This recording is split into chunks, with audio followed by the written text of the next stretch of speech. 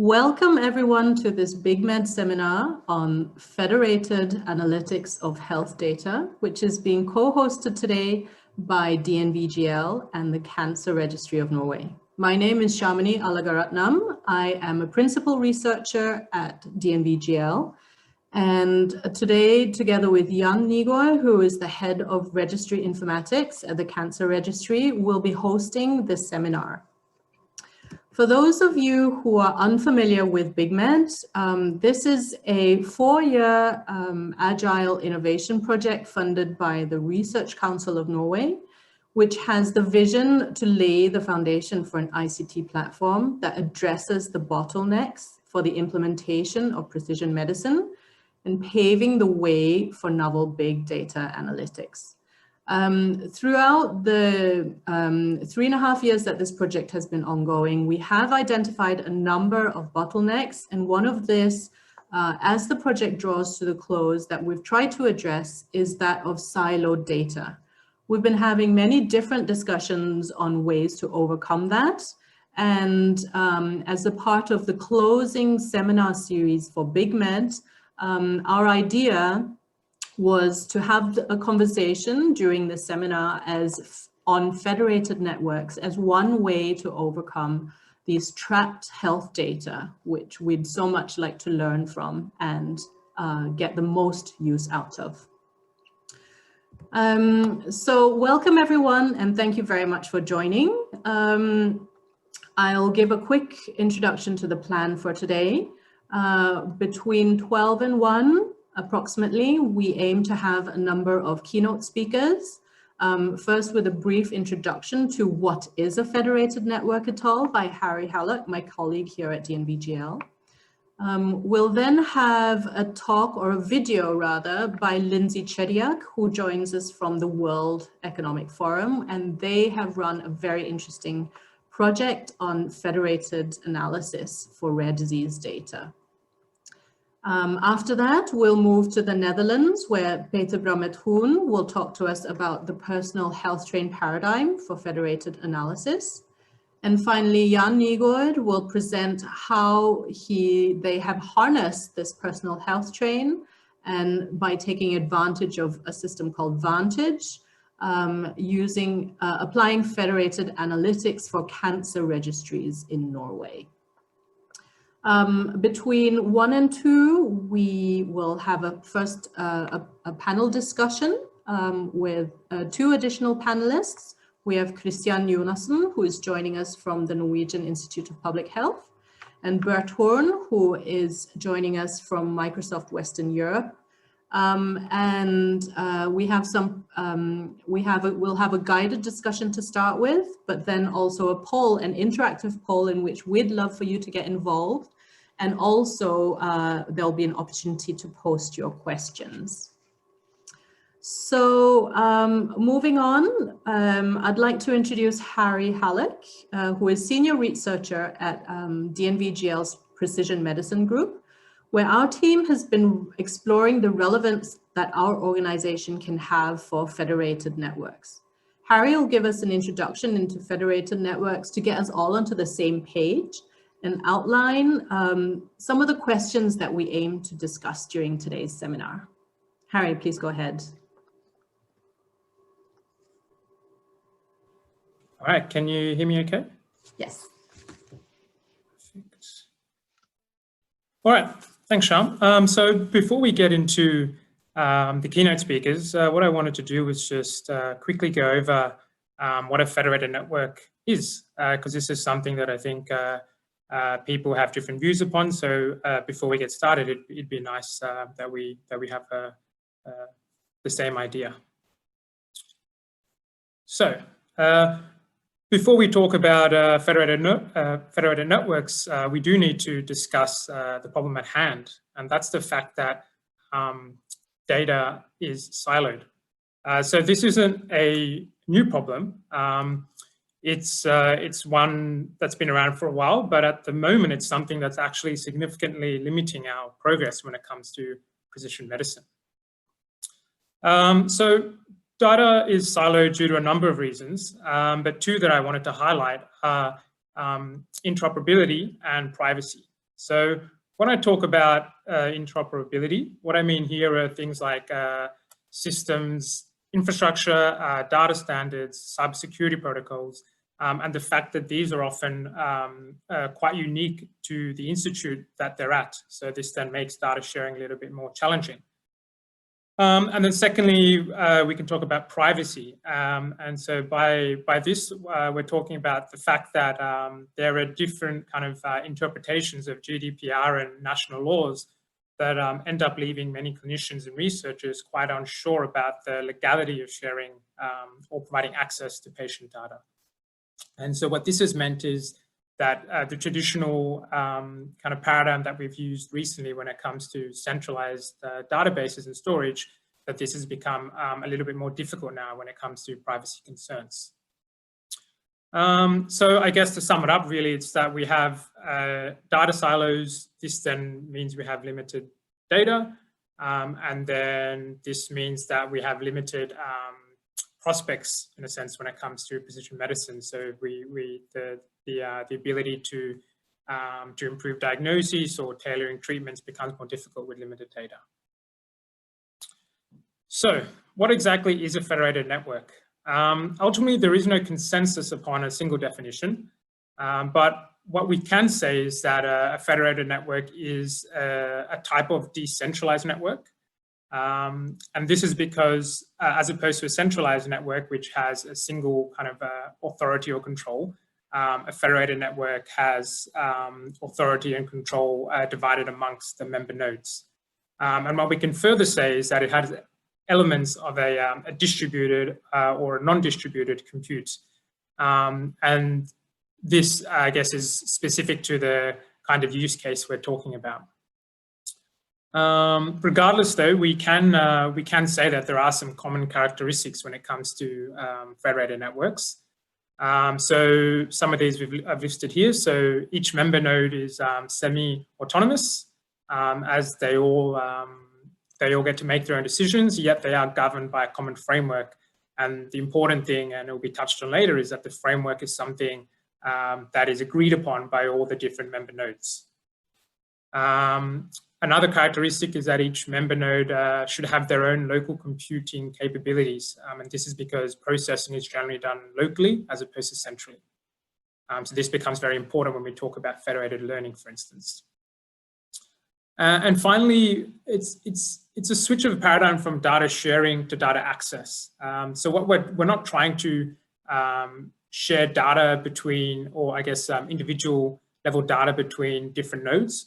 Instead, what the idea of a federated network is that the patient data remains at the member node that it was collected at, but we can share the algorithms or the queries can be sent between different nodes, and then they can be executed at the node and results returned back to the requester. What I wanted to do here is just quickly show two examples of a federated network. So on the left, we have something we could say is a centralized and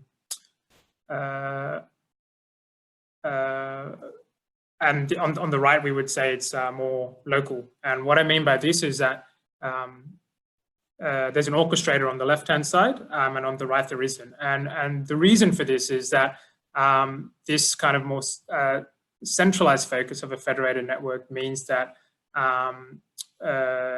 queries and algorithms can be sent through an orchestrator that manages them. So this is still moved away from a centralized network. It is a decentralized network, but there is some kind of overlying management. And this is something that we actually have used or we put together with about 16 other partners for a Horizon 2020 proposal a little bit back in June this year. So that's the left, and on the right, and so for the left one, we will be talking more about federated learning. So when we have more complex data, or also when we have a bigger network.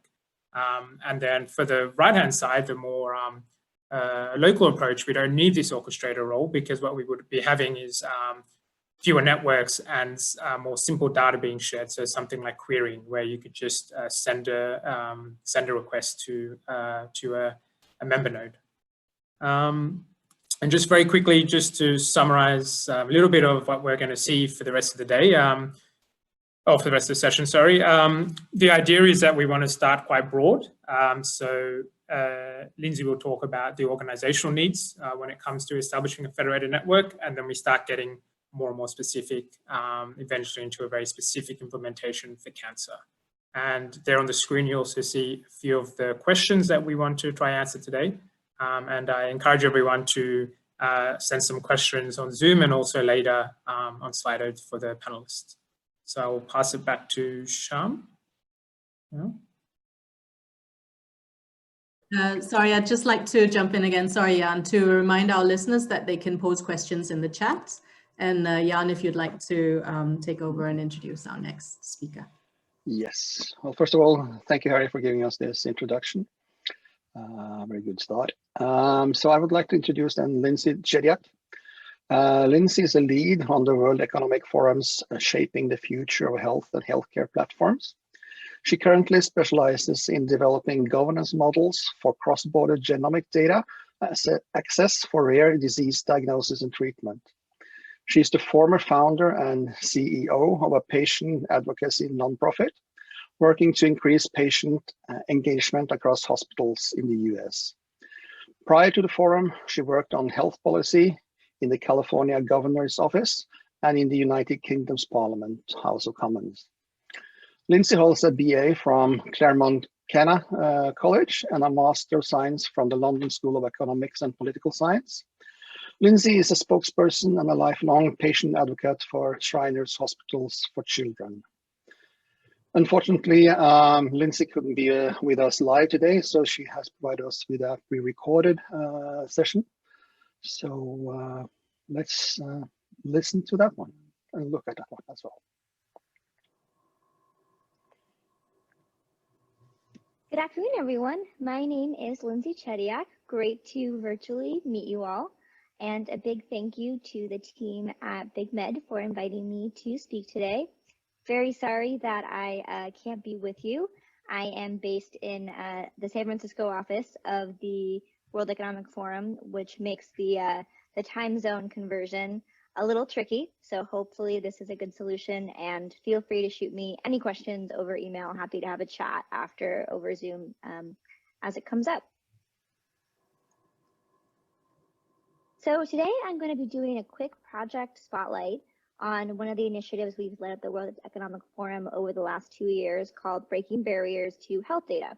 And this was a proof of concept, or a pilot, so to speak, looking at how to set up and run a cross-border genomic data federated data system. So very relevant to federated learning and federated analytics. And I'm going to be walking through all the parts of it, the tech, the economics, and the governance, but recognizing that we have experts on the line today who are far more knowledgeable in the tech realm. I'll be focusing on my specialty, which is more on the economics and the governance side of it.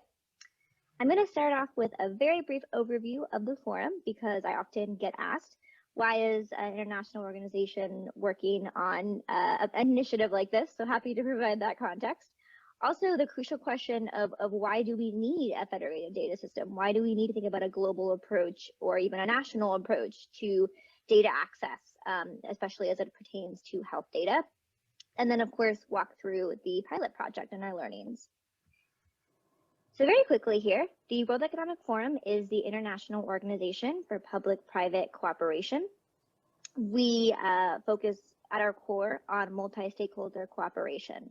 So how can we bring people together, actually not just the public and private sectors, but also leading academics, leading startups, even leading youth voices, to really make sure that everyone is at the table so that we can talk about the thorniest issues of our time and also hopefully achieve impact to alleviate or resolve those issues together. And out here at our San Francisco office, we are headquartered in Geneva, so much closer to where you are today. But here in San Francisco is our policy lab. And precision medicine is my area of focus, and how we can accelerate a precision medicine approach to healthcare as our everyday reality, which is, of course, just a more targeted way of screening, diagnosing, treating, and curing patients with disease. So why do we need a global approach, or in many of your cases, a national approach to health data? And why did we pick a case study of rare disease, which I'll also share more detail on as we move here? So this may be not new information to, but maybe to some of you, that there are 450 million people living with a rare disease globally who do not have a cure. They do not have a treatment, and they do not ultimately have the opportunity to get better. And I've actually experienced this firsthand because I was born with a genetic rare disease, and I actually find out the most information about my disease on Twitter, which may be quite shocking, but there is no research, there is no website, or anything in between. So the data is absent. And I actually have received more updates on treatment plans, of course, exploratory in nature that work, or other options that work, from my fellow patients on Twitter. And it just goes to show, it's the wild, wild west of disease management. We have to think about a better approach to data interoperability and data access, because otherwise the data is not there, and that has a really adverse impact on people all around the world, and in fact millions of people. And of course, Moore's law is commonly referenced here where I live in the Bay Area, but the cost of the human genome is drastically going down. So if the answers to rare genetic diseases are in our DNA and in the genetics, we actually have this material, this data, I should say, more readily available, and it holds the answers. And so it is a reality that having a cross-border genomic data consortium can happen, and is top of mind. I also wanted to quickly share here this wider statement that our World Economic Forum Global Precision Medicine Council published. So over the course of a little more than a year, they talked through all of the biggest barriers to a precision medicine approach to healthcare. And data sharing and infrastructure is the top one and is the most critical need. So now the exciting part, probably why you're here, the case study on our Breaking Barriers to Health Data project. The Breaking Barriers to Health Data project was run out of the Forum office here in San Francisco for about 2 years. So we kicked it off in July 2018 and are just beginning to wrap it up. It officially ended in July of 2020. And the concept was, the idea for the pilot was, how can we work with multiple countries to ultimately allow remote access to sensitive health data? And of course, this is to accelerate precision medicine, but we narrowed in on an even more specific use case. We really wanted to facilitate new rare disease diagnoses. So right now, the average length of time to get a diagnosis if you're born with a genetic rare disease is about 5 to 7 years. And unfortunately, about 30% of people that are born with a rare disease, if they do not have a diagnosis, die before they reach their 5th birthday. So this is a really critical timeline that global data access can help alleviate. We can accelerate and expedite new diagnoses. We are very lucky to partner with 4 different countries, and I apologize for the blurred nature of some of these logos, not sure what happened there. But in Canada, we partnered with their national rare disease initiative called Care for Rare, which is also in partnership with a sub-initiative called Genomics for Rare Disease. Here in the US, we partner with a genomics institute called Intermountain Healthcare. They are a private healthcare system here in the US that has a genomics institute under that healthcare system based out of the state of Utah, if you're familiar with the US. Genomics England, which is the national initiative for genomics in the UK with the 100,000 Genomes Project, and with the Australian Genomics Health Alliance based out of Melbourne in Australia, also commonly referred to as Australian Genomics. And the goal was, of course, with federated data systems, the data never physically leaves its country of origin. Patient data is de-identified, and ultimately you can access remotely or geographically, siloed data that otherwise you wouldn't be able to access. And this graphic is something that we just sort of tried to create to really illustrate to our patient advocates and to sort of the, a laywoman's reader, so to speak, what's happening. So you have patient data, and ultimately we want to achieve patient benefit. And of course, in the middle is the fancy technology that makes it happen. But what I cared about and what the forum cared about is, what about the consent? What about the policy framework? And what about figuring out the question marks and the sort of stepping stones to achieve precision medicine with this data system. So to set up this proof of concept, we ultimately published 3 papers, which I encourage you to take a closer look at, which I'll briefly touch on each of them here in our next few minutes. One is on the technology, one is on the economic incentives. So it's great that we have the tech, but why are you going to pay for this? And why should you? Which is a very valid question. So we have an original health economics framework that we published. And then most importantly, the operational guide. How do you actually not only build this thing, but get it done, set it up and make it operationalized? That on our end was actually the hardest part. So as I mentioned earlier, I think I'll let the other experts speaking today, speak a bit more to the technology since that's not my wheelhouse. But with that said, we were lucky enough to have a fellow seconded to our team here in San Francisco for 18 months from Kaiser Permanente, which is a national healthcare system here in the US, who was a technology expert. And Arthur kindly penned that technology paper that was on the previous slide, which I encourage you to read. And really, a federated data system, federated learning at its core allows you to strike a balance between protecting patient privacy, data security, and so on, and innovation and the advances that needed to happen to make real improvements in people's lives and in the healthcare space. But to just touch on the specifics, here you can see the idea is you have a researcher, you have 4 or any number of unique data sets. Those data sets, when you have APIs applied to them, will follow business rules, governance, in our case, a clear policy, and then be able to aggregate the results and give you an answer after working with those multiple data sets to answer your specific question, which in our case was, can you identify a diagnosis based on information in other data sets in other countries? Now, what I find to be the more interesting part, the economics. When we were very grateful to be working with 4 different countries on this project, but whether you're in a privatized healthcare ecosystem like in the US or in a public healthcare system, like of course with Australia, the UK, or Canada, this money has to come from somewhere, right? And in healthcare, of course, if you're allocating money to a technology system like this, you are ultimately not allocating it to something else. And so the return needs to be very clear, the return on investment. So we worked with 5 economists over the course of about a year to develop an economics framework. Can we showcase the very real return on investment that we found to exist by setting up and running a federated data system? So we worked with 2 economists from Canada, 1 from Australia, 1 from the US, and 1 from the UK. And it turns out there are actually 4 modes of economic benefit and a return on investment in that case. The first one is probably quite obvious, diagnostic benefit. Having a diagnosis has a very real return on investment because if you have a diagnosis, you then don't have to keep spending money on failed diagnostic tests or on treatment plans that are a guess because you don't even have a diagnosis to offer some clarity on which direction to go in terms of a healthcare delivery pathway. Then, of course, clinical benefit. This is huge, right? Because you can end up spending millions of dollars on some rare diseases by just throwing a solution at the wall and seeing what sticks.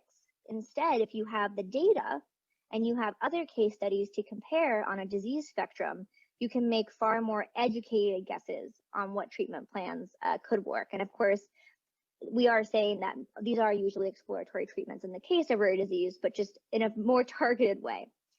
Of course, there's a clinical trial benefit. This is where we saw the greatest opportunity for return on investment. So right now, there are many, many people living with the rare disease who are not being shuffled into the clinical trial pipeline, as we often see with cancer, for instance, or other use cases, but also huge opportunity for returns in terms of drug repurposing and all of those missed opportunities. I think COVID has certainly illuminated that opportunity. And the last one was actually what I found to be the most interesting. It is not a quantitative return on investment, but rather a qualitative return on investment, and that is the personal benefit. So say, you have a child who's born with a rare disease and her mother is unable to focus at work because her child doesn't have a diagnosis, is not improving, the stresses of that. We've actually figured out via many economic studies and further research on this paper that if that mother is able to return to work with the peace of mind of a diagnosis, or even better with the clinical benefit, there is a very real return on investment there as well in ways that we often maybe, don't immediately think about. Also on the economics, I just wanted to show that these are not individual categories, but rather can have effects across multiple buckets, so to speak. So of our 4 buckets, there is overlap.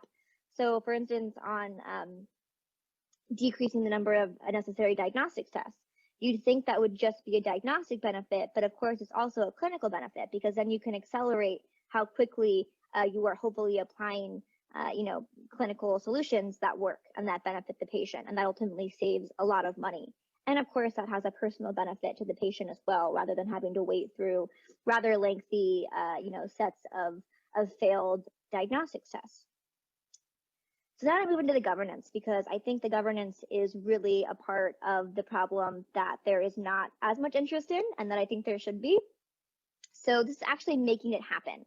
So based on this 2-year pilot, I sat down and wrote essentially what I consider to be an operational guide that I hope will scale. So if you are looking to set up your own federated data consortium across multiple organizations, this guide is meant to be for you to read and to learn from, and hopefully to follow as you see fit, because it is not an overnight process, right? Setting up a federated data consortium is a lengthy process. So step 1 is, of course, establishing trust. You have to make sure there's trust between the partners involved.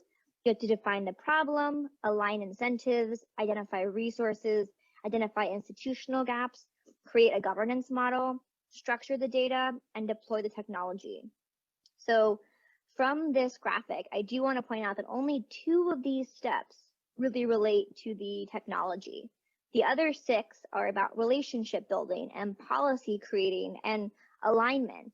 And I think when you skip past the first 6 and just jump to 7, a lot of problems arise. And this was really, I think one of the biggest learnings from our pilot that I hope will scale to additional consortiums, so that, we can see more pop up around the globe. So I'm going to focus in on just a few spots of learnings that I think could be applicable as you consider the advantages of federated learning models.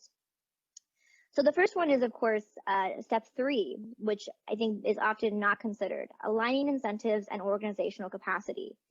You have to know what part of your mission will keep you going. So when you are dealing with something, as healthcare, of course, we all want to see our patients get better, see people be healthy, and live their lives to the fullest. But ultimately, every organization involved in a federated data consortium has a different reason for being there. And that reason is incredibly important, because that will help gauge the success or similarly failure of a consortium. So these are 3 examples of different motivations for wanting to federate data. From our consortium, there was, of course, discovery, learning new things, accelerating diagnoses. Expanding the application of genomics was another reason an institute wanted to participate. And then, of course, to encourage international collaboration. So my point is, these don't need to be the same. Everyone can have a different reason and a different mission, and it can still be a successful partnership and a successful consortium. And I did really appreciate the pre-submitted questions on this presentation. So I did want to add in a part on actually the data structure component comes in early on as you are aligning incentives, which I think isn't necessarily obvious from the get-go. And this is something that we spent a lot of time discussing. And so I wanted to actually show, I think one of the best sort of examples I found was actually from the Canadian Genomics for RD team. They have a very clear way of categorizing their data. So before you even get down the rabbit hole of how to structure the data, it's crucial to decide what data you have, what data you are willing to contribute to the consortium, and what, and then subcategories of that data, because everyone has a very different way of doing that. And of course, there's great organizations like the Global Alliance for Genomics and Health that can offer some specific, protocols and solutions here. But this is just one example that we had we in this case adopted the Genomics for RD model of deciding we have 3 types of data: clinical data, including defining exactly what subcategories that meant, genomic and omic data, and then data from unaffected family members. So aligning on that early on is crucial. Then, of course, the fun part. I'm going to go back here for just 1 second to step 6, which is creating the governance model, which takes arguably the longest amount of time. And it requires asking the right questions. So how is the data collected? How are you going to operate as a federation? What are the technical standards?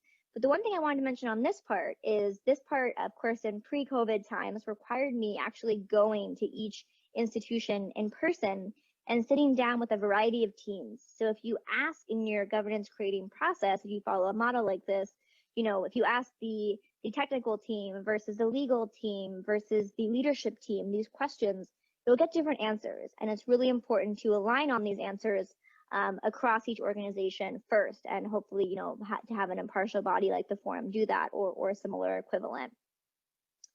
So in the end, our governance model ended up having 3 parts with the hopes that it would scale. So if you're looking to set one of these up, you're more than welcome to use this model if it suits. The first part in our governance model is to outline the motivations, as I mentioned earlier, and the technical scope.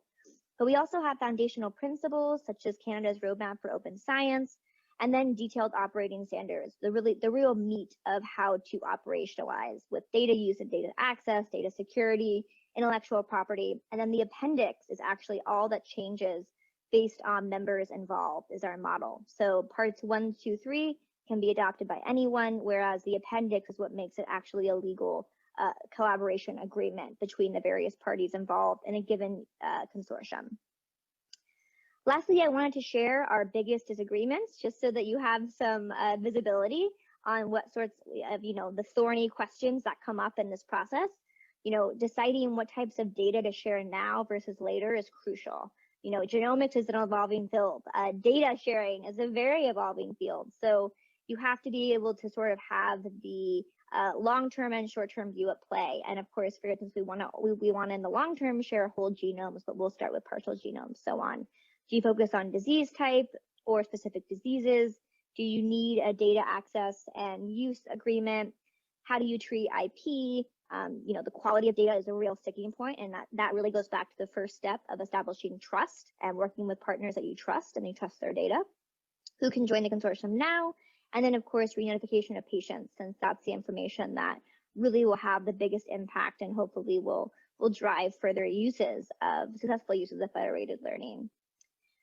And just to share, we've also published 2 other papers you may find interesting. Getting Super Niche is a genomic data toolkit on ethical tensions of cross-border genomic data sharing implicitly. And on the highest, zoomed out level, a cross-border data flow guide or roadmap, so both those that may also be of interest. Once again, my apologies that I can't be on video to answer your questions live, but please feel free to email me at lynsey.chediak@weforum.org, and I'm happy to have a follow-up conversation over Zoom, over the phone, or even just exchange a couple emails. And thank you to the other people presenting today. It's a stellar group. And also, of course, thank you to the team at BigMed for inviting me. I think this is such a crucial topic. And from the forum's perspective, we are huge proponents of leveraging this impressive technology and hoping to see additional federated data consortiums pop up so that we can really maximize the value of pre-existing data and hope that it also will be, of course, well-governed and have clear operating guidelines to really make sure that everything is a success and that your investment in these systems is a success. All right. Bye, guys. Strange times, and usually I would say thank you very much directly to Lynsey, but that's of course a little bit different. But we will make sure that we will get her thanks afterwards. Of course, as she also said, encourage everybody to send questions to her directly. And if you have questions or over sort of a little bit more overview and general nature, let's take those in the panel discussion later. So moving on, we're coming out to Peter-Bram Hoen. Peter-Bram is a researcher for over 15 years, focusing on disease mechanism, biomarkers, antisense therapies, and analysis and integration of high-dimensional molecular data for muscular dystrophies at Leiden University Medical Center. He is now professor of bioinformatics at Radboud University Medical Center in Nijmegen and head of the Center for Molecular and Biomolecular Informatics. He is currently dedicated to the advancement of personalized medicine approaches by integrative use of omics and clinical data. He leads the data analysis, integration, and stewardship pillar in the X-Omics, one of the large institutional research infrastructures, and actively contributes to national infrastructures such as Health RI, BBMRI, NL, and DTL, and international infrastructures such as the European Joint Programme on Rare Diseases, ITRIS, and Elixir. He is also co-leading the Personal Health Train Coalition, developing data infrastructures to advance healthcare and biomedical science through interoperable and federated data management. So please, Peter-Bram, if you would give us your presentation. Thank you so much for this kind introduction, and thank you also to the organizers for the invitation to talk about the personal health train as a paradigm framework for federated analysis. Is the slides are visible and my voice is audible? Can someone confirm that? Yes, please. Great. Okay, so the introductions by both Harry and Lynsey were of course very helpful. Now, to introduce the topic that I would like to cover. So I covering two use cases for which we implemented or are implementing the personal health train concept. And this use case is rare diseases, so that was already introduced nicely by Lynsey, the need to bring data together for the diagnosis and the development of treatments for rare diseases, and also for a question like this is more a natural history question. What is the average age of loss of ambulation for Duchenne patients in the different EU countries? This sounds like a simple question to answer, but apparently when you try to answer that question, it's a difficult one, and the data needed for that is not readily available at the moment. The other use case that I'm going to into today is the COVID-19 case. So even simple questions like which percentage of the hospitalized COVID-19 patients end up in the ICU is not an easy question to readily answer.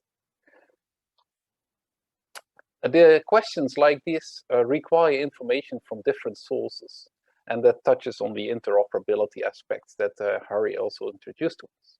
The traditional way to deal with this fragmented data is to actually ask the individual resources that contain those data to share their data. And with a centralized database, one is able to do the analysis that one wants to do.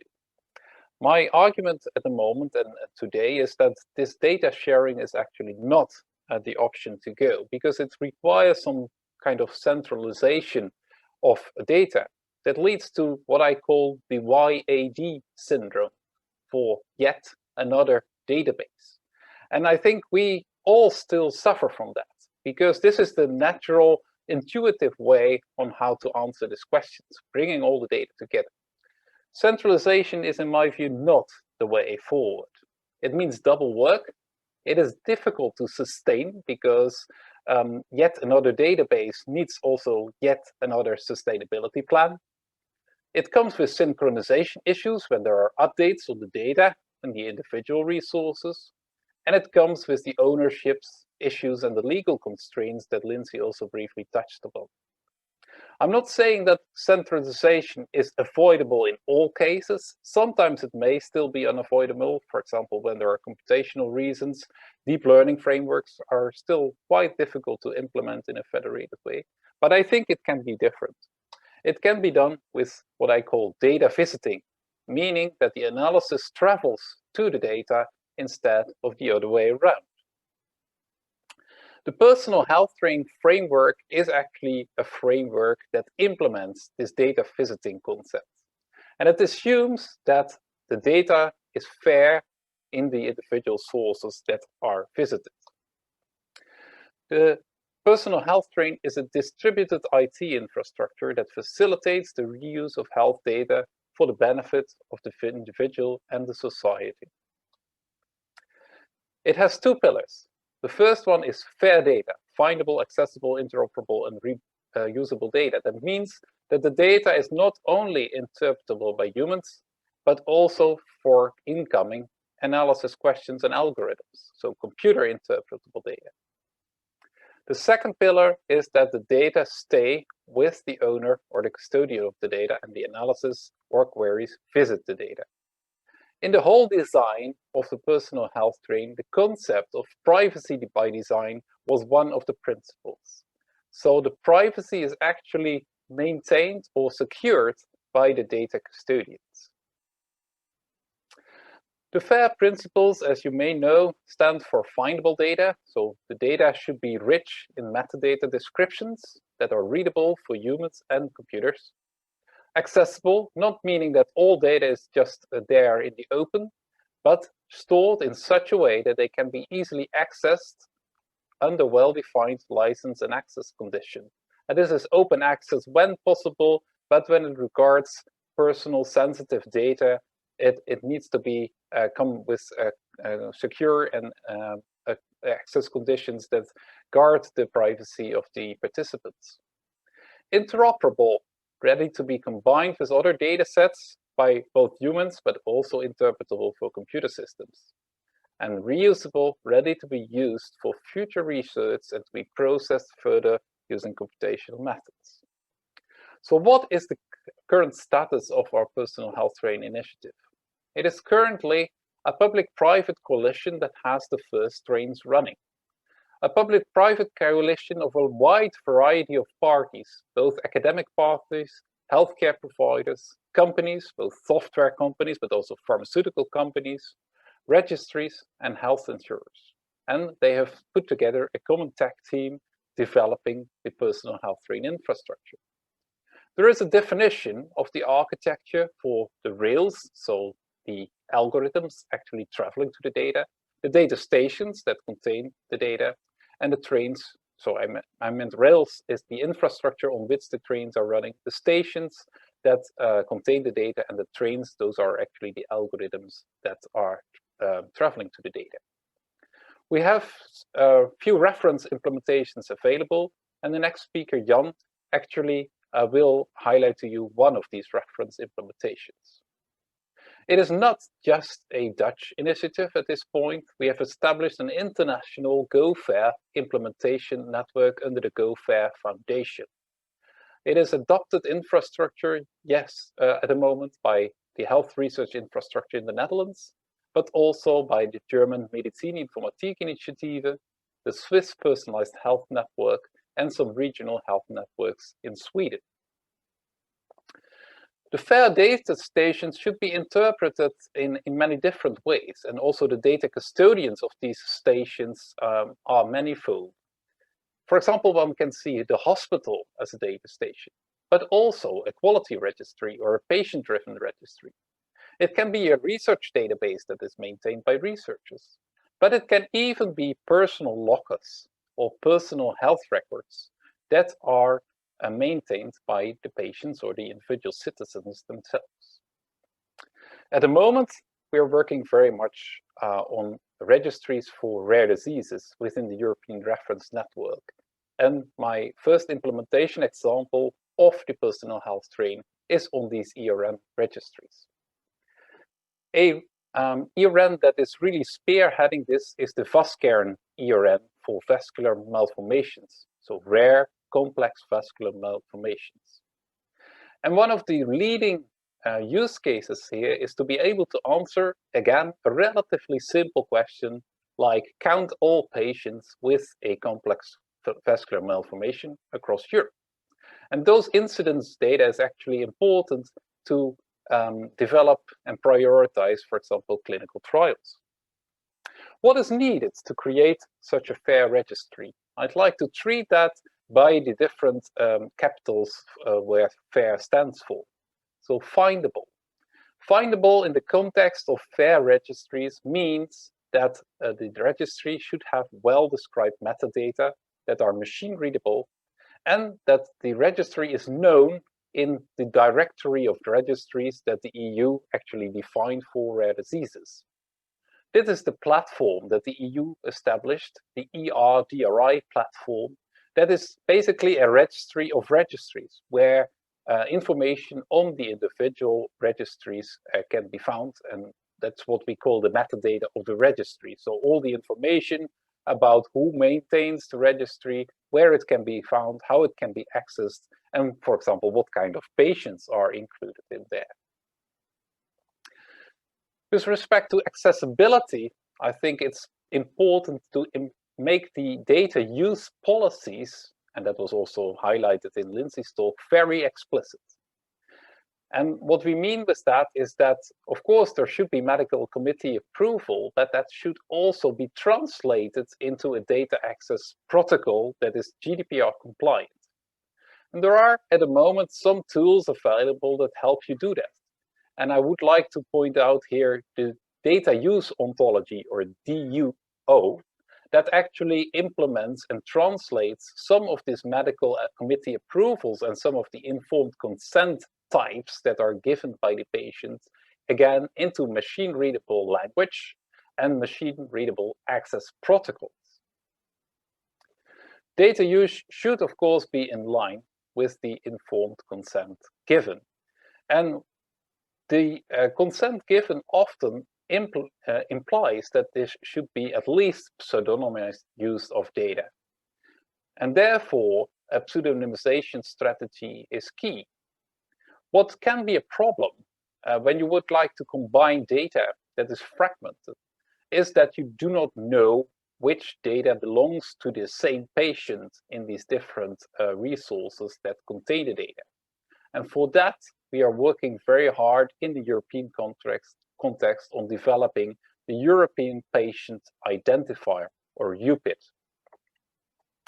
Other important efforts to make data accessible is to implement authentication and authorization interfaces.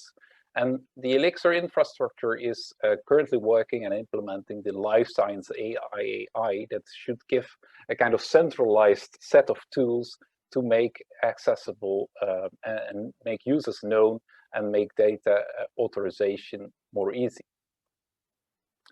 Then the I for interoperability. I guess interoperability is the hardest part of the work. There is several efforts here to make registries more interoperable. And one of them is to reach a consensus on the common data elements that are the minimal data elements that are least should be present in a registry. And the European Commission, the JRC, and the European Joint Programme on Rare Diseases have worked together with the community of clinicians to come to a set of common data elements. These common data elements have then subsequently been mapped to ontologies, so standard codes that are also computer interpretable for the things that we name in our databases. And within the AGPLD, we have worked on a semantic model that also properly defines the relationships between these data elements. And this is a continuously revised model that, for example, models the relation between a person, a subject, its diagnosis, its instances that are possible diagnosis codes, but also other phenotypic properties like gender, symptoms, and all the other common data elements that we are currently working on.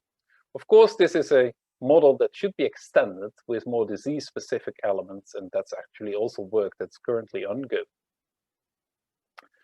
With respect to the last point, reusable, we work on a computer representation of the data that is contained in the FAIR registry in languages like RDF and JSON-LD that are subsequently exposed to the outside world in a FAIR data point, where the metadata is completely open and publicly available, and actually is a description of the data, the most sensitive data that is contained in such a FAIR data point.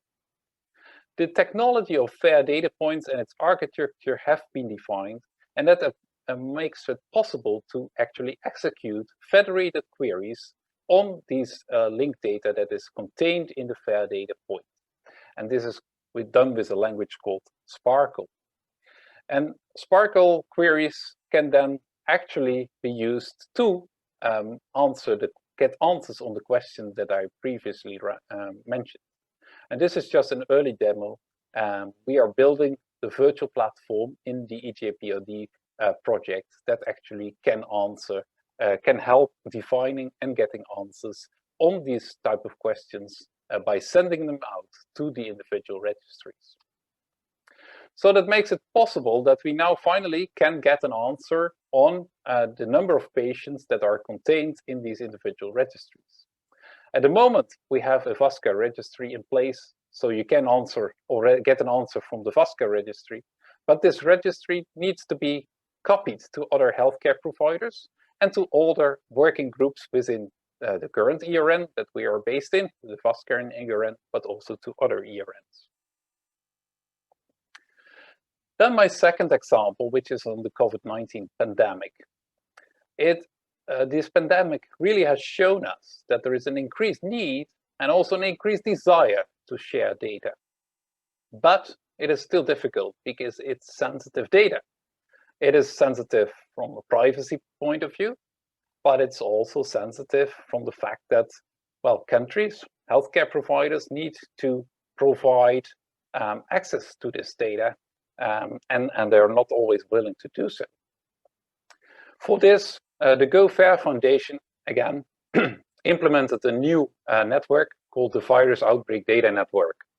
And the funding that this network got and the activities and the high willingness of people to cooperate in this really accelerated the development of these FAIR technologies. So in the Netherlands, we are working towards a national health data portal that is completely done in a federated way, where each academic hospital and also some peripheral hospitals that see and treat COVID patients actually implements a FAIR data point that then can be queried from a common web portal. We are not the first in this, and actually it is very good to see that this is a global movement and that the first FAIR data points on COVID-19 data were actually in Africa, in particular in Uganda and later also in Ghana and in South Africa. So Africa is probably in the realm of data access, data visiting ahead of the rest of the world at the moment, and that's a very interesting and good development.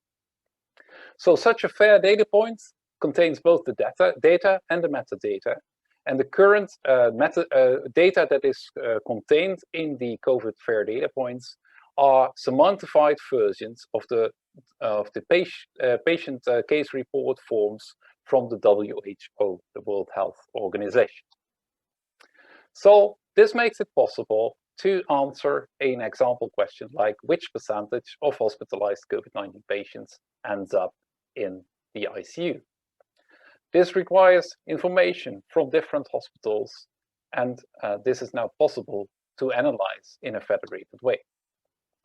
So in conclusion, the data visiting solution speeds up the progress towards earlier diagnosis and new treatments of rare diseases, but also increasingly more common diseases like COVID, avoids double or even triple data entry at the source, avoids ambiguity because everything is computer interpretable and only one meaning can then be associated with the data, and it helps standardizing and harmonizing the data sets only once, but at the source. Incentives for the different stakeholders that I see is that researchers spend less time on meta-analysis and collecting all the data, for example, the data present in different countries. It facilitates also longitudinal studies in which there are multiple interactions with the patients. For clinicians, I think the main incentives is that it avoids double data entry and shadow registrations. In the end, it's also possible to get a more complete picture of all health-related data from a patient, which should help its treatment. For patients, it would mean that they get an increased control over the use of their data, in particular when they are becoming owners of their own data station. And ultimately, they may all be able to fire off trains themselves, for example, to find existing patients with the same conditions, or to hear about experiences with drug treatments of off-label drugs. Incentives for industry is that they may be able to use each other's data without giving up on their intellectual property. And actually what we see in Europe at the moment is some of the big pharmaceutical industries actually leading the efforts around fair data and federated analysis. For regulators, it may mean that they have an increased transparency of the data that are, for example, underlying a new drug dossier, and that they get to see a complete audit trail of how the data was collected. With this, I would like to thank my collaborators in this effort. Here are only the collaborators in the Netherlands, but we are moving internationally, and there is representatives of the Personal Health Train network in different European countries at the moment. And with that, I'd like to stop and give the word back to Jan. Thank you very much, Peter-Bram. Sharm, do you want to take us into the next one while I prepare my slides? Yes, thank you, Jan. I see there haven't come in any questions specifically yet for Peter-Bram, but we have a few. One's just popped up. Question for Peter-Bram: how are most organizations funding participation in personal health training? Yes, this is a very important question, and this regards also, or this refers actually back to the issue that Lynsey raised on how can we create an economy around this distributed and federated data stations. And that's actually a thing that is not yet tackled, and we may actually need to discuss that in the panel discussion later on. It's an important aspect. Currently, most of the funding from the personal health training is really in kind from the participating organizations, and some grant money for further development. Great, thank you for that answer. I think it comes back also to the sustainability issue, which we'll take up again during the panel discussion, but definitely a very interesting aspect and necessary aspect for this kind of solution. Great, then I think we'll transition to Jan's talk. A little background on Jan. Jan has an engineering degree in cybernetics, a bachelor's of science in political science, and a PhD in epidemiology. And he has worked at the Institute of Community Medicine at the University of Oslo, and since 1999 has been at the Cancer Registry of Norway. For almost 15 years now, he's been the head of the Registry Informatics department, and his research interests lie at the cross-section between big data analysis, data privacy, secure computing, and epidemiology. Today, what Jan will do for us is take a deeper dive and share with us an implementation of the personal health train that Peter-Bram has already described to us conceptually.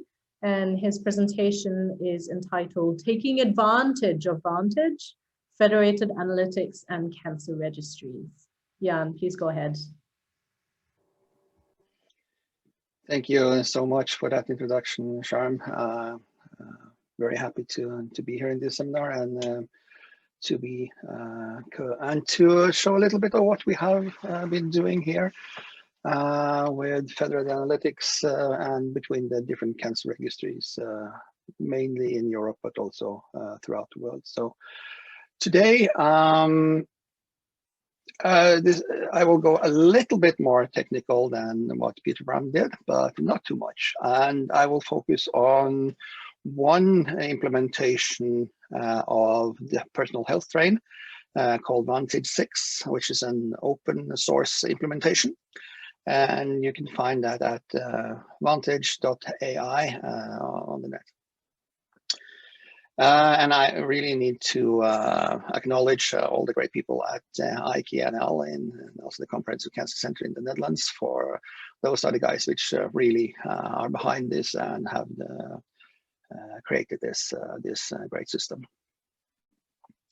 So following the terminology from the personal health train, and there are then three common components. It's the IT infrastructure called the rails. It's the data and the data formats and so on at the stations, and there are the algorithms for the trains. And everything here for this implementation is covered by Vantage, and as I said, it is open source. So going a little bit into each of those three components. So the Rails can be considered as the network of parties participating. That can be researchers, data providers, service provider, cancer registries. And it also defines which collaborations are allowed, also which trains may visit which stations.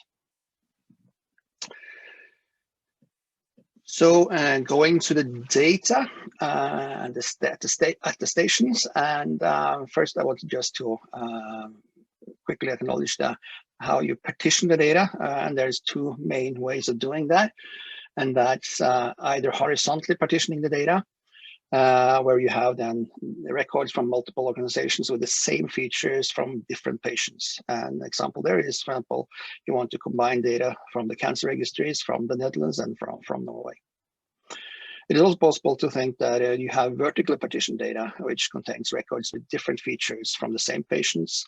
For example, here, cancer registry data from Norway and socioeconomic data from on the same patients from Statistics Norway. Our experience is mostly with the horizontal partition data, somewhat easier to also to implement.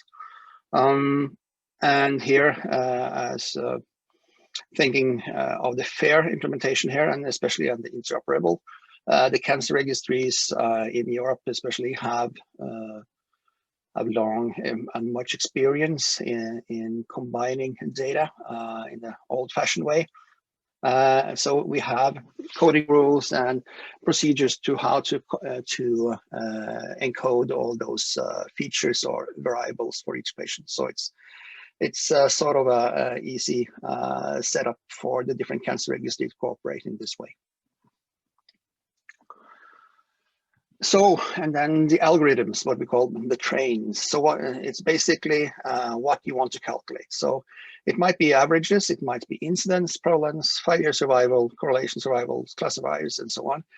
Any analytic method you really can think of. Of course, the simpler statistical analysis is easier, but the also advantage makes it possible to do more difficult or complicated analysis, even up to machine learning algorithms.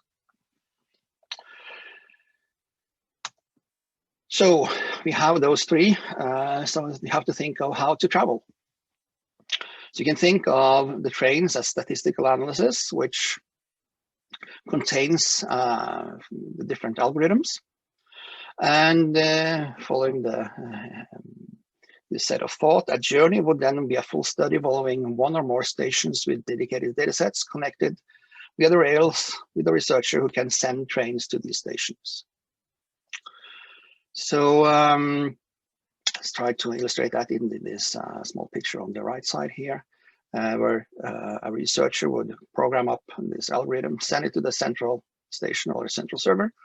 And this, and then by the journey will then define which stations or which collaborators at different nodes or different countries or registries will be participating in this study and calculate things.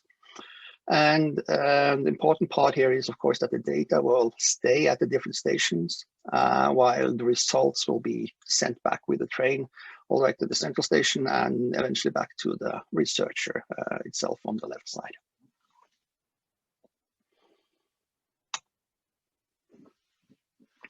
A little bit more about this.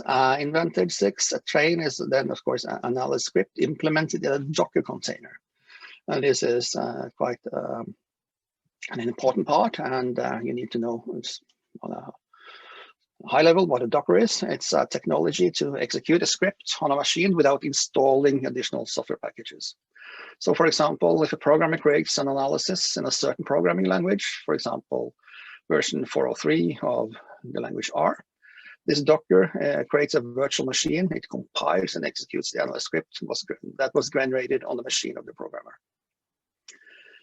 So everything is sort of packed into that container, and that's the one which is the train. The Docker is the train is then transporting the doctor out to the different stations or the nodes in the system. And at the moment, Vantage supports R and Python, while the SAS system and Stata are under consideration.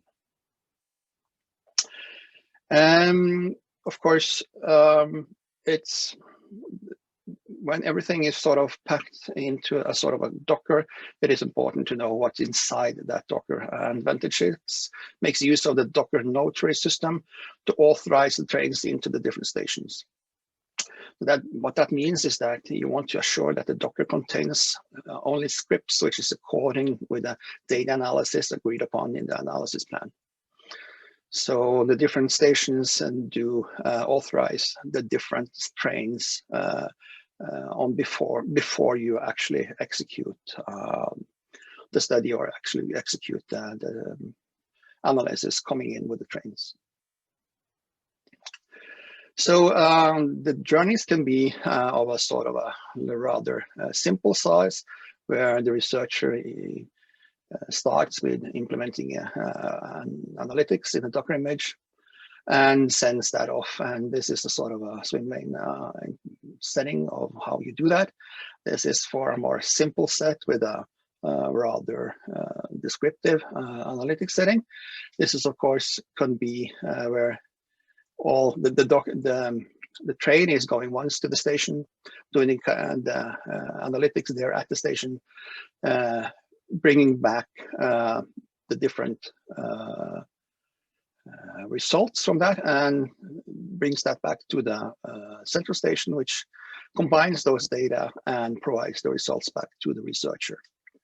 It can be, of course, much more difficult.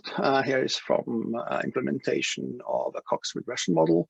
And in that sense, you need to update the different elements in the analytics several times. And as you see down in the bottom right, you can do this traveling back and forth between the central station and different nodes up to 20 times before you sort of the analytics hopefully converge. So a little bit of direct implementations. Vantage have been used for estimating risks regarding oral cancer, and have been then using, as the previous slide, Cox survival analysis. So this is oral cancer survival analysis. And this has been from 2 different cancer registries, in this case, the Netherlands and Taiwan. So again, using this terminology, the survival analysis for oral cancer, factors contributing to early mortality, and we want to look at differences between countries. So on the right side here, you see the typical epidemiological results here. The first 2 columns, which is headed by Netherlands and Taiwan, would be the usual setting if you have been analyzing independently at each country. However, with this Vantage system and the Health Train, you are able to combine these data sets easily and also quite easily get combined results also in adjusting them for the geography here, or also getting the actual estimates of the difference between the two countries. Of course, you could have done something similar with meta-analysis, but not in such efficient way as this one, and not get exactly the same good results of this one. That was the first one, which we have, which there are published results on, while there's several other projects ongoing. Survival for lung cancers, where the cancer registries in Norway, England, and Netherlands are cooperating. We have another one, which is the quality indicators for breast cancer treatment, which is cooperation between Norway and the Netherlands, where we want to look at the differences in the European quality indicators for treatment of breast cancer. We want to compare differences between hospitals in Norway and the Netherlands, and we also want to adjust those for possible confounders, for example, different distributions of stage and age between the different patients. And we do that by using propensity scoring methods for that one. And also want to do this bigger, the European cancer registries are regularly providing data or statistics for the whole of Europe and all countries there. So we want to sort of expand into that one. So we, instead of all countries doing the old-fashioned way and sending data to one location, we want to, would be really nice to have such a decentralized system for calculating all these statistics. Yes, that was my presentation. So thank you.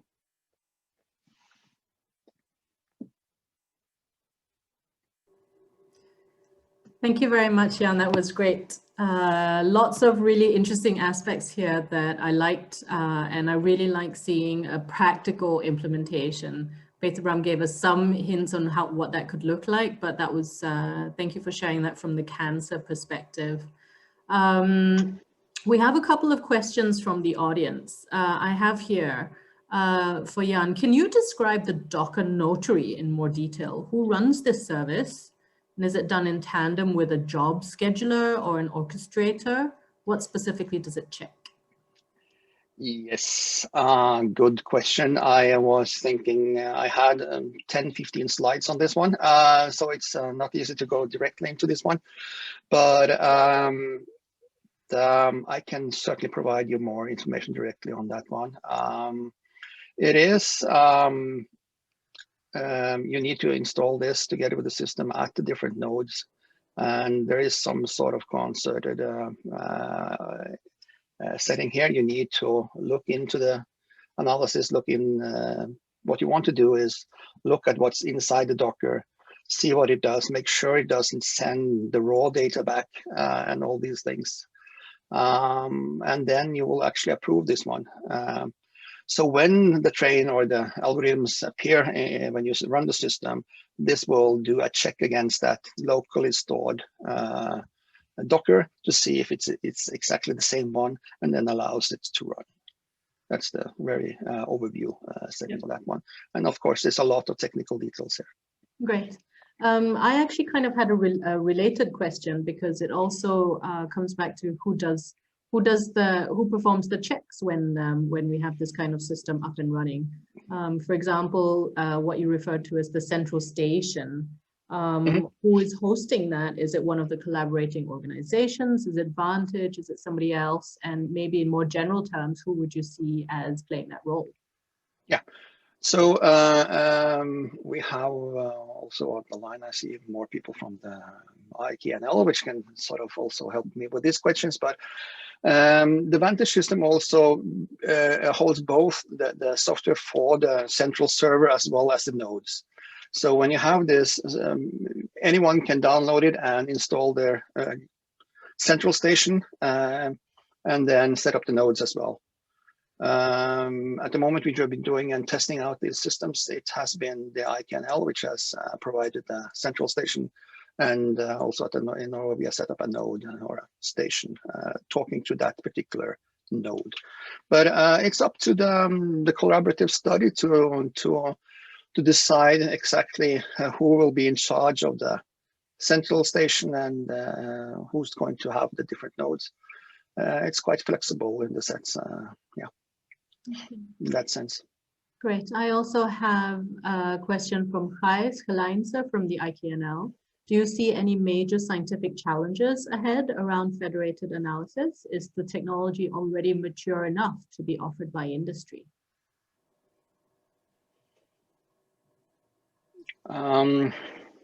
Big question again. Well, there is, of course, the simpler the statistics you want to perform, the easier it is here. So there's certainly some difficulties in implementing this one if you're going to go to more modern machine learning neural net settings. But I think there's quite a lot of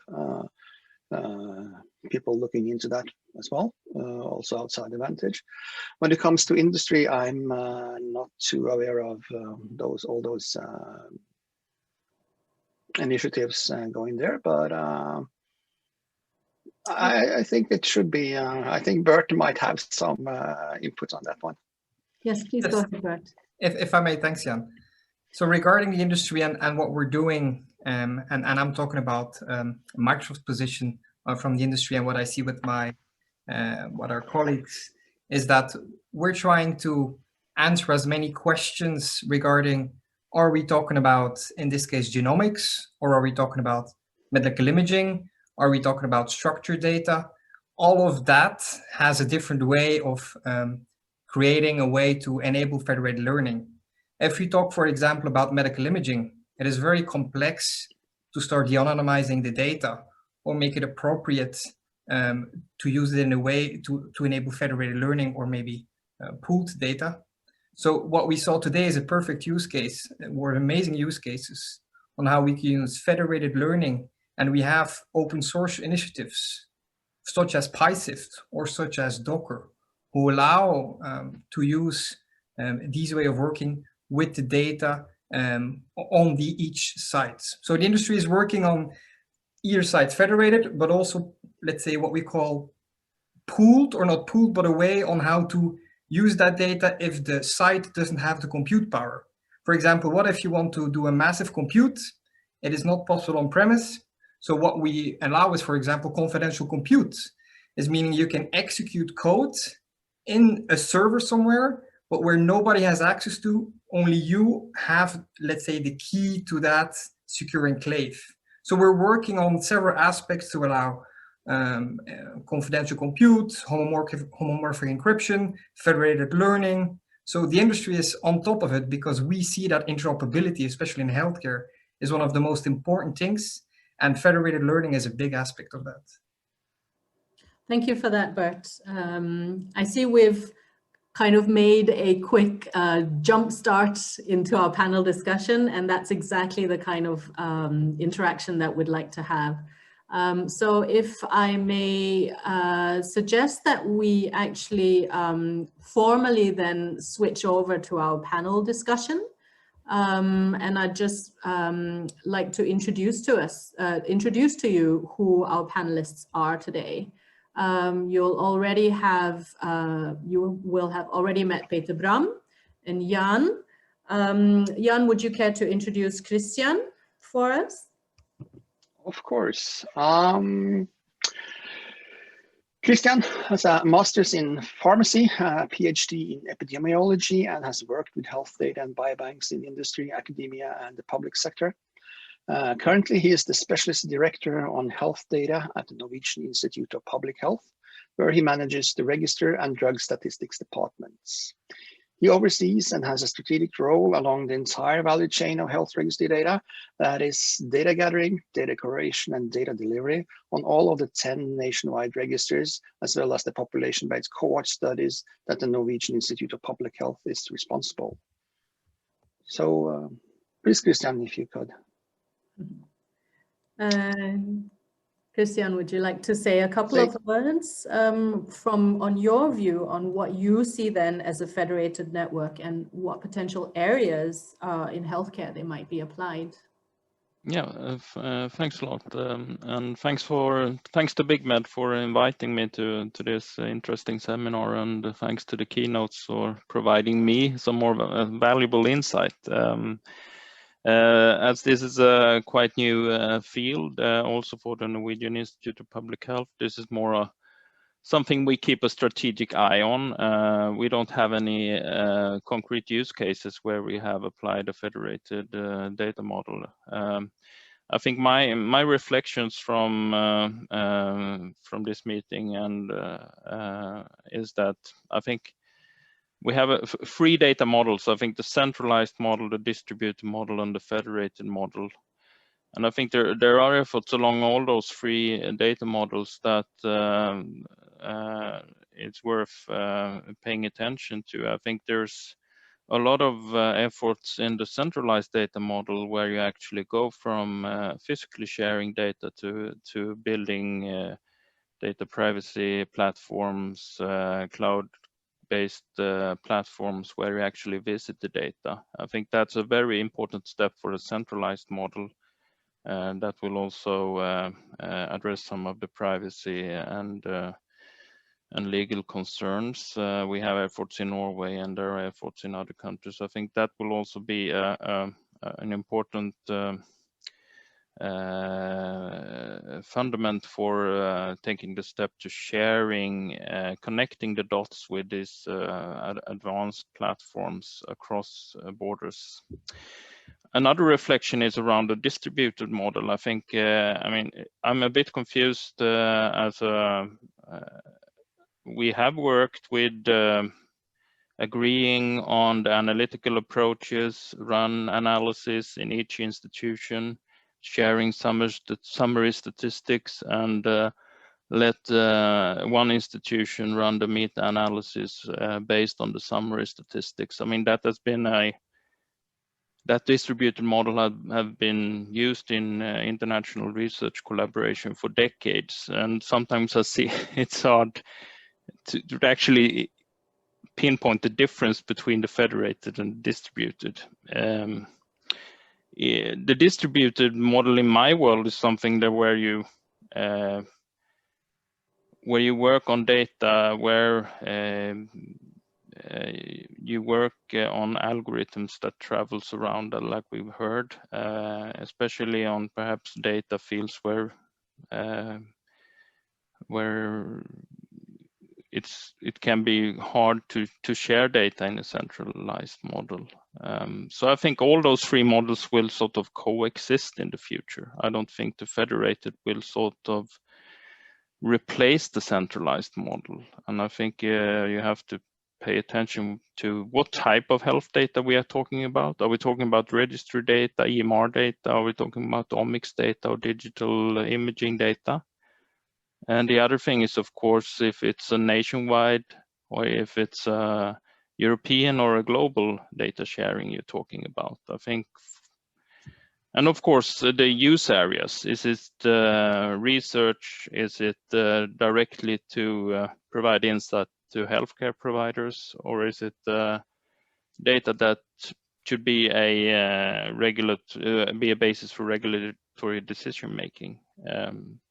So I think if a nationwide effort shall, I believe, as long as possible, aim for a centralized data model. So this distributed or federated models is more for international collaborations. Otherwise, I think it was interesting to hear about your ways you have worked with this in the Netherlands, and I think the first step could be to answer very simple but very important questions that different institutions can do simple lookups in data. Healthcare providers can answer questions around COVID hospitalizations.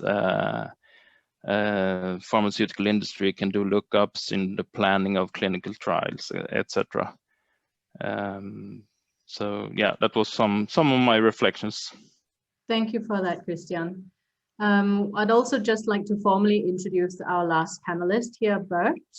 Bert Hoen is a healthcare industry strategist with Microsoft with deep technical and healthcare knowledge. He's been working with very innovative health and life science organizations in Western Europe. And he has expertise in domains including healthcare interoperability, conversation intelligence, IoT, decentralized identity, and many more. He translates complex technological and technical challenges into understandable concepts. And in his own words, his passion is to empower every patient, caregiver, and health organization to achieve more. Before I give you the word, Bert, I'd just like to show the next slide where we have a couple of themes that we'd like to discuss. But also we have actually set up a Slido page where we have put up a poll with 3 short questions about federated networks, which we'd encourage you to answer.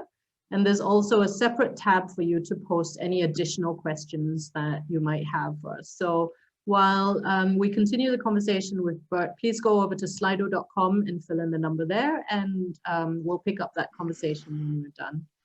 Bert, would you like to give us your view on then? I think you've given us some idea of how you see it being implemented and what industry can contribute with, but what do you see as a federated network at all, and what kind of areas do you see that being applicable in healthcare?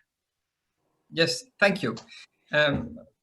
So in Western Europe, there's a lot of projects going on, a lot of Horizon projects, and a common denominator that we see, if it's federated or distributed or centralized, is that there's a need for a common language, a need for example, in what units do we put certain measurements? If we talk about federated and the Dockerization, at some point, that technology will need to fetch data points. And we need to make sure, even if the data is qualitative, that we're talking about the same things. For example, we measure a certain elements in, I'm saying temperatures or meters or centimeters. It's a very simple thing, but we need to have a common language. And do we use SNOMED? Do we use ICD-10? And for that, what is very important is that we lead with a standard from an industry, and FHIR is becoming a very important part in that, is where, as Peter-Bram said, is, okay, we need to be fair, so it needs to be readable, reusable, and with FHIR is one point is, and when we work, for example, with the Nordic interoperability projects, is where we want to share data between the Nordic countries. That's an ongoing project we're also part of. FHIR is one of the pillars of that, because if we want to start sharing data, if it's a federated or a central one, we need to know what we're sharing and how it will be shared. And this also allows standardization to do, for example, anonymization or pseudonymization on a high level, because you cannot do anonymization or pseudonymization in some points if you're not knowing how the data looks like or what data points could be there. And it also allows, I heard, lookups on how to search that data. So that's also a way on how FHIR is. It's not a Microsoft thing. It is an HL7 industry part, which most of the electronic medical record provider uses. If you use FHIR, you also have a standard to search the data, to get to cohorts, and maybe to set up, and it could be a decentralized or a centralized part or a federated part to do the lookups. So that's something that is, in my opinion, very important when we talk about, are we going to start with federated learning or federated sharing of data, that we need to have a common language. And FHIR is, let's say, for us as Microsoft, as an industry, a very big focus on also getting that data out of the silos, how to get medical imaging, IoT data, financial data, medical record data, how to get that out, but put it in a central place to create a golden patient record so we can do research, but also start creating personal patient dashboards. I believe, Peter-Bram, you had a comment there. I'd like to second what Bert just said. And we have also been thinking about how to most efficiently implement this in the hospital in which I'm working, the Radboud University Medical Center. And the thing is, we like to avoid double work, right? I mentioned double data entry or even triple data entry is one of the most important incentives for making this happen. And what we now already see is that FHIR is used as a kind of data exchange standard between our hospital information system and the personal health records that people see at home, where they get information about their clinical lab values or whatever in their personal dossiers. And there, FHIR is used as a standard. So my proposition to the hospital is indeed to also make use of FHIR in, say, other settings than just communication with the personal health portals that the hospitals have been developed now, but also use it for research, for quality registries, and use these same FHIR building blocks along in all these different types of applications. Can I make a small comment on that? So Peter-Bram, just to comment on that, is a perfect example from Radboud is, I've been engaged with the Dutch hospital data last year, where Radboud now has created a FHIR profile, which is cataract information. How does cataract look like? What is the disease? What do we need from a quality perspective, meaning minimal one condition, one physician, 2 observations, and you are creating some kind of validation, and that data is then sent to a central place. It is not a federated one, and that is now being done by several hospitals. And that Dutch hospital data is now creating a digital twin of patients, because based on all the anonymized data, a hospital can ask that API, that backend, I have a patient with cataract with this age, this condition, these are the antecedents or the history. Is there a similar patient? And what was the outcome if we gave that patient that type of medication? And these are the, let's say, the outcomes that are possible if you start with a standard that everybody speaks the same language. And that is, in my opinion, the most crucial part, one of the most crucial parts when you start doing research or on data from different sources. Yes, I know of that development in the field of cataract, and I think it's a perfect example which we need to, well, extend. Great, thank you. I think we are already starting to touch on these barriers that we have up on our discussion slide. We'll move very shortly over to the results of our Slido poll, where Jan, you and I can have a look at that and perhaps talk through the answers that are coming through.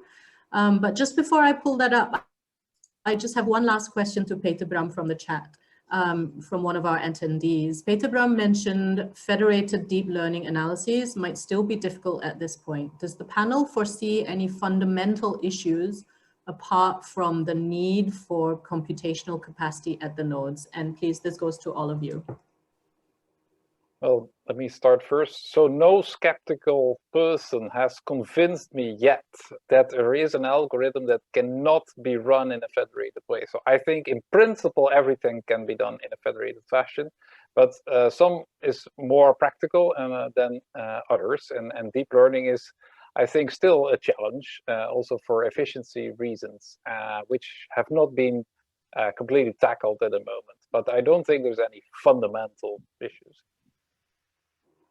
And if we talk about deep learning and neural networks, we need a lot of GPU, and we work a lot with customers where we either say, okay, we use the cloud capacity where you can spin up 100 VMs in a couple of seconds. You execute that, let's say, code, and the result is pushed back.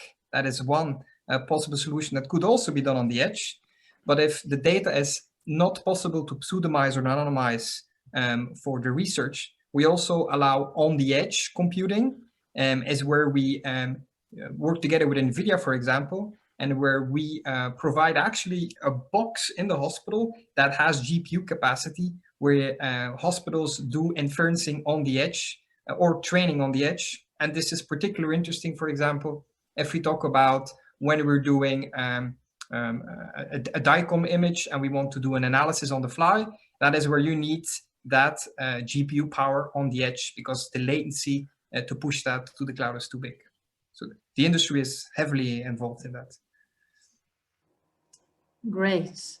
I wonder if any of you would dare to venture an answer on how you see implementation happening in concrete terms for healthcare institutions, and what kind of time scale you think we're looking at. We're seeing a lot. We all know healthcare is great at pilots and great at proof of concepts. What do you think we're looking at for actually getting this in practice? In the end, I think is the governance framework that's most important. And for the governance framework, we are partly dependent on our ministries for setting the legal boundaries of this. And I think so far what we've seen in the Netherlands is that the ministries seem to be all in favor of this, and also stress unity of language, for example, as an important thing. But then haven't made a next step to really try and impose some standards. So there is a phase where there is kind of bottom-up setting of standards, but then in a later stage there should be some kind of authority that also imposes standards, and we have not made that transition yet. And I think, at least for the Netherlands, that's lacking at the moment. Christian first? Yes, it has to do with both implementation and barriers, I think. I think you should not underestimate the privacy and privacy risk and the legal matters associated with the implementation of federated learning models either. I mean, you will still have to go the long and painful way with your data privacy impact assessment, your risk and vulnerability analysis, and convince your local data privacy officer. Yeah, so I think that's one of the barriers that needs to be addressed. Even though we are not sharing data, it will be privacy issues associated with this data model as well. The other thing I would highlight from a registry holder point of view, I mean, 80% of the work we do, we capture data directly from the digital systems out in the healthcare sector, and there's a lot of work happening after that when it comes to QA and curation of the data before we can release it for research and other purposes. So that's a significant effort needed to standardize the data before we can rely on models like federated learning, I believe. Absolutely.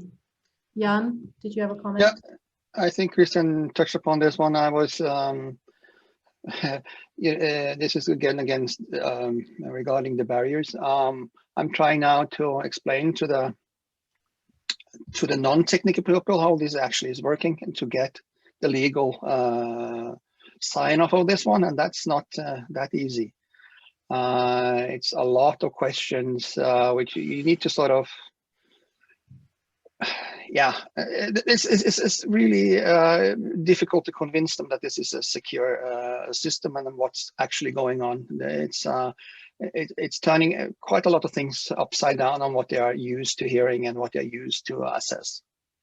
Yes, and I think this is something that we in DNVGL are also interested in. What do people really need to be able to trust any system that they become a member of, and what kind of assurance are needed, what kind of guidelines, and what kind of practices, how can we set that all up? Just a quick reminder, if people would like to go into Slido, just one more question. I'd like to, this is a question that I'm really interested in, and I think they're quite linked together.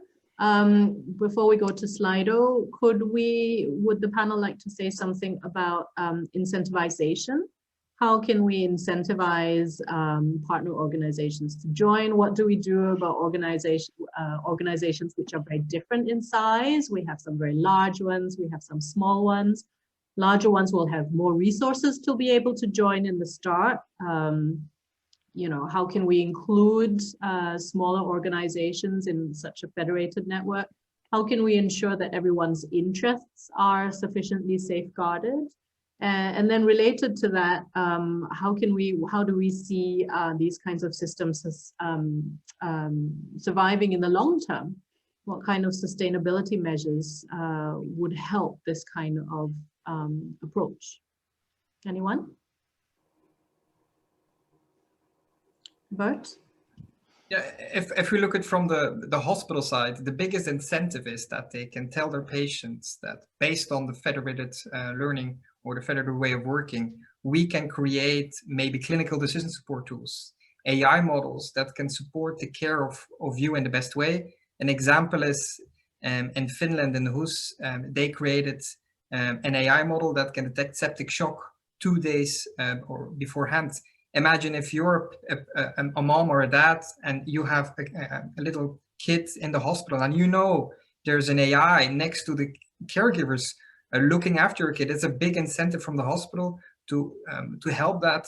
And that also is maybe an answer on the previous question. One of the most important things is there needs to be a legal framework around that to make that happen. And that's why Finland, in my opinion, in whole Europe is one of the leading countries, is because they have a national guideline on what is possible and not possible. But from the hospital side, I would say it's a big added value, and it helps the caregivers focus on the patients who need it the most, and the patients see what the data can do to provide them the best care in the hospital. Jan, I believe you had a comment. Yeah, it's sort of a follow-up on what I said earlier. It's again coming down to a little bit of communication as well. It is easier to, convince the technical people about this because this is new and exciting and fun to do with. But what we really need to do is those who are in charge here and give them that information that this is, yeah, there is troubles in setting up this system in the first place, or an implementation of it. But when you have that up and running, everything is much, much simpler and easier. So providing good examples of well-implemented systems in this area would be really, really valuable. A good example is so much better than any technical documentation. Great. And then Peter-Bram, I believe you had your hand up. Yeah, I was going to say exactly the same. So the success of this COVID in a way has been the vote on in a box, a solution that is, well, 90% ready to be implemented by a healthcare provider or another institute. And that reduced the barrier for example, the African hospitals that I showed on my slide to really implement this in practice. With regard to sustainability, I think that comes back to the questions that we had on like creating an economic system around data access, data visiting.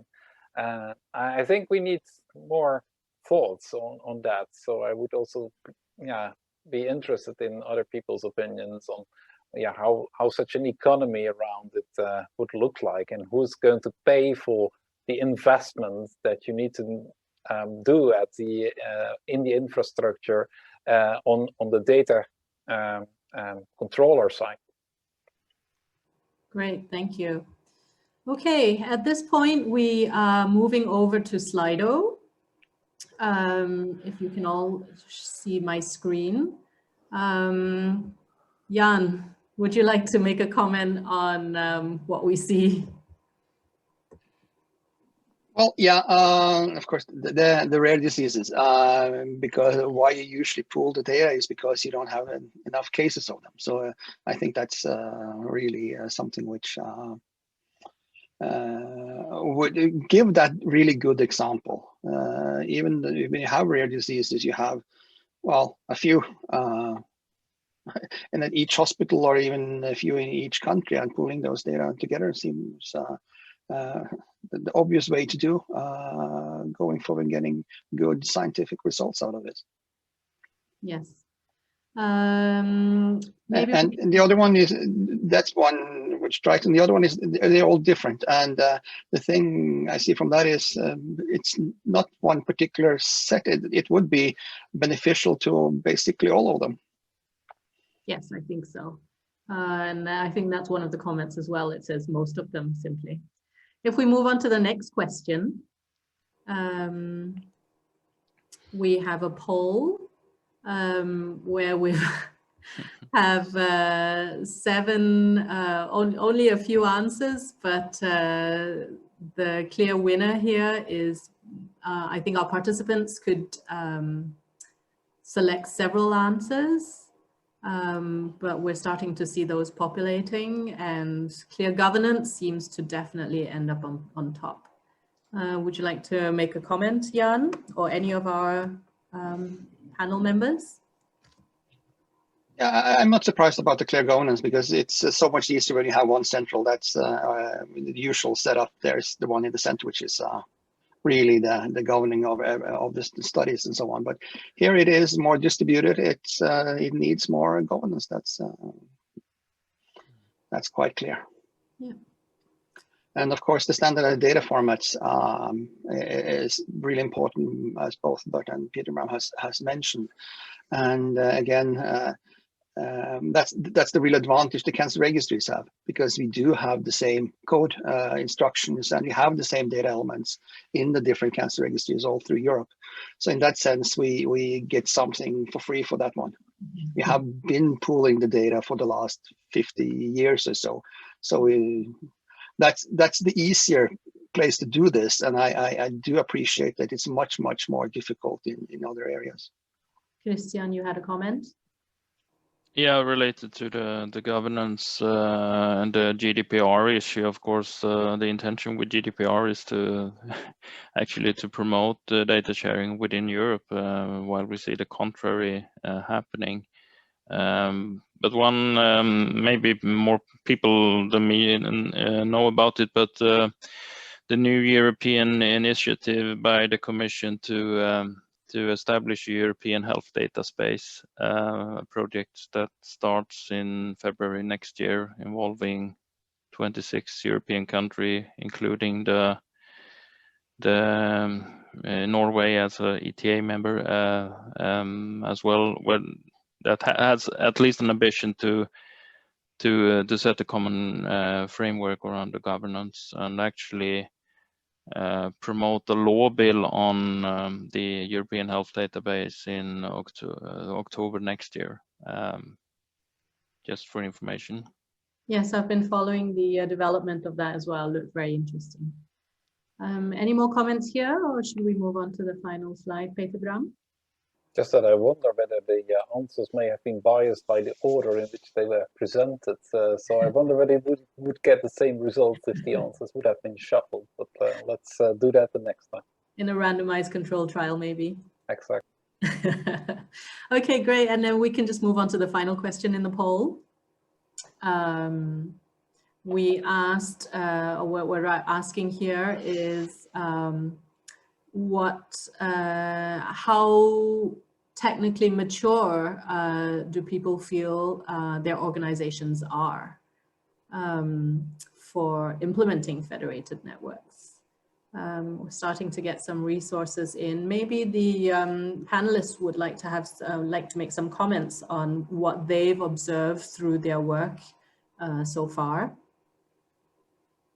Bert? Yeah, that is one of the most critical parts on why an organization is choosing for federated or centralized. Because when they go federated, every node needs to have technical capabilities and infrastructure in place to do the compute, to have data scientists, and to have all the things in place to make it happen. If we talk about centralized, we have there's a bigger issue regarding security and GDPR and anonymization. But the fact is that there's only one party who needs to have the know-how and the technical capability to use that model. So that's actually the most important factor is most of the hospitals and university hospitals have research departments, but they don't have enough resources to do it. So yeah. Anyone else would like to make a comment? Or Jan, would you care to make a comment on the results? Well, the epidemiologists in me see that we might have a little bit skewed or selected audience here. I think that's it's a little bit more positive among our attendees than it might be in the more general setting. But this is nice. Of course, we like those results like this. Great. I think we have a few more minutes to look at questions from the audience. Let's start from the top. How do we distinguish federated analytics from distributed networks, as Christian said, hospitals sharing summary data with each other and processing locally? For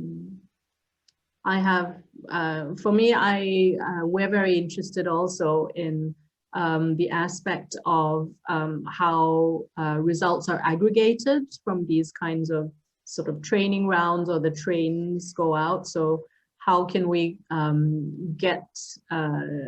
can we pool the knowledge or aggregate the knowledge after all these trainings? How is that done? That's something that I am interested in. But does the panel have any comments to that first top question? Well, perhaps just to note that also in the preparation of this session, we actually noticed that there can be quite some confusion, semantic confusion about what is meant with distributed analysis, federated analysis, distributed and centralized, etc. So there may be a need to standardize nomenclature here as well. I think that the more important part of this is centralized versus decentralized. And that when the data is decentralized, some things get easier, right? So some of the barriers that are around data sharing are not so prominent anymore. But when it comes to like the computing or the analysis side of things, decentralized solutions are a bit more difficult to implement. So yeah, and there's also hybrids that Harry nicely illustrated by in this. So yeah, it's a confusing terminology I think at the moment. But I think the whole concept of data access or data visiting versus data sharing and really bringing data together is one of the key well, differentiating factors here. Yes, I agree. Anyone other comments? If not, I'm interested also in the second question.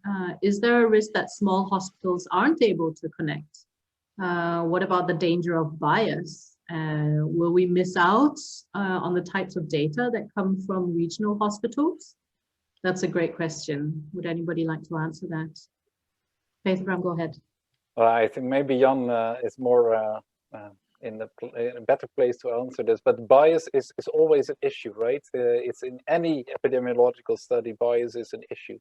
And we actually would welcome very good epidemiological studies that compare decentralized with centralized approaches, because I think the biases will be in both cases will be there, but they will be different. And actually, when the two approaches would confirm each other, that would be probably the best.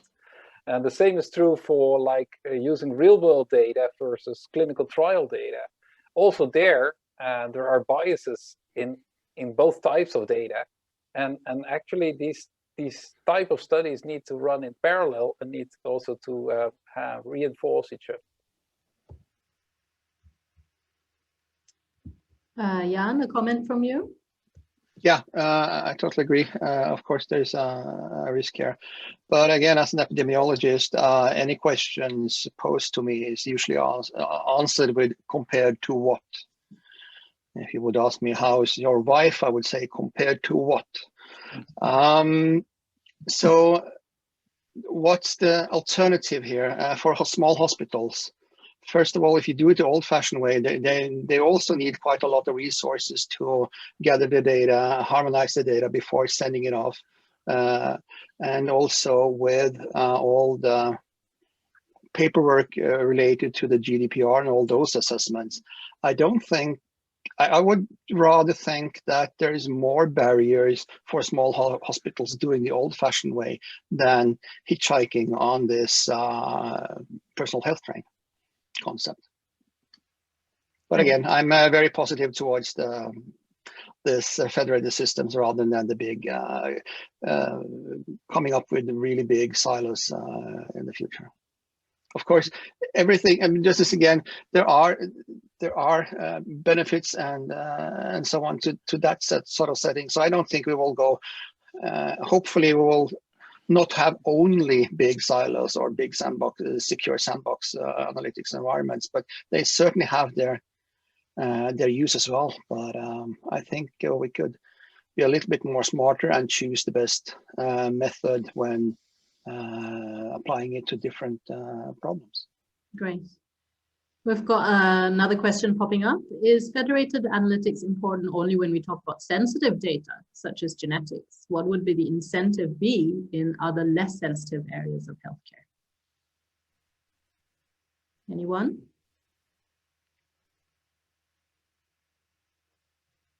Well, there is another reason to do federated analysis is data volume, for example, and actually we faced this problem already that when it comes to large imaging data sets or large genetics data sets, actually data transfer speed becomes an issue. So that can be another reason to go for a federated approach. And yeah, what I increasingly see is that well, when you talk about health data, there is hardly something like insensitive health data. So the combination of data elements make it already quite soon sensitive data. So yeah, for me, it's not so important. I think in the area of health data, we should just be on the careful and conservative side and deal with this data as if it were sensitive data. Thank you. Yes, and I agree with you completely. That's definitely one of the biggest challenges and findings that we've had in the BigMed project. How can we deal with that?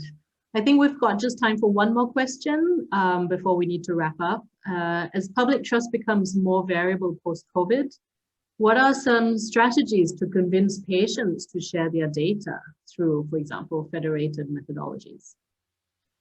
Bert, I think you gave an example already of how hospitals could create trust or additional trust for their patients. But what about from the patient's perspective? What do you see? Do you think that everybody will be equally trusting of sharing their data? I personally know some people who are very skeptical for reasons that they find difficult to express when they're pressed on it. Any comments? Yeah. Well, it depends, of course, one on the country, because some countries say, okay, if you go to the hospital, we provide you have therapeutic relation, and you provide informed consent to use that data in research. So if they want it or don't want it, the data is going to be used to improve healthcare. In other countries, we see is that patients have a very big saying in what to be done with the data. And when we work with hospitals, most of the hospitals and almost all of the patients say, if we share the data, what are the outcomes for us? For example, in Italy, they created a COVID AI model to detect the severity of the patient when it comes in the hospital. And as soon as patients heard that, everybody said, yes, you can use all my data, and it doesn't need to be anonymized. So again, it's the same thing that I said before. It depends on how does the patient see what is done with the data and how it improves their healthcare. I think that's the most important factor. They need to be trusted.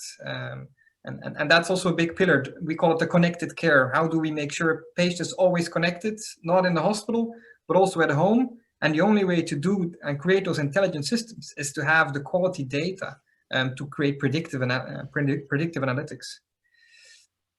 Great, thank you for that. I'm afraid we need to start wrapping up our session. Jan, would you care to make some concluding remarks, and then I can wrap up for us? Yeah.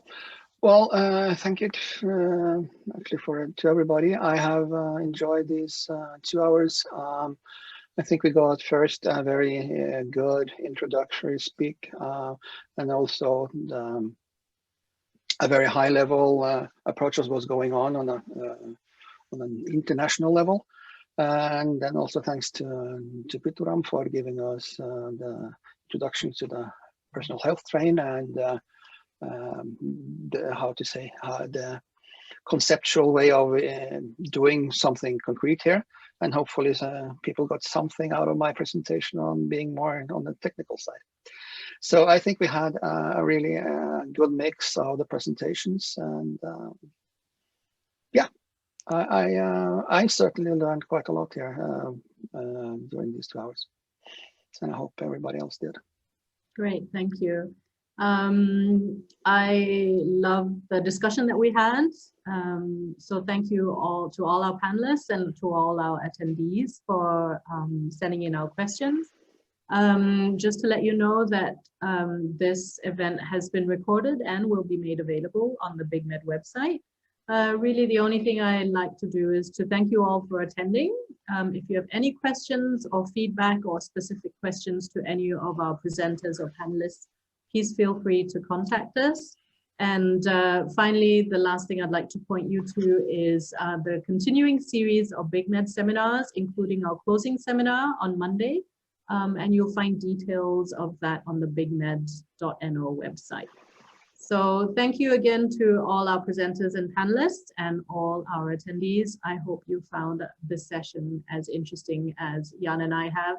and we look forward to continuing the conversation offline. Thank you. Have a good day all.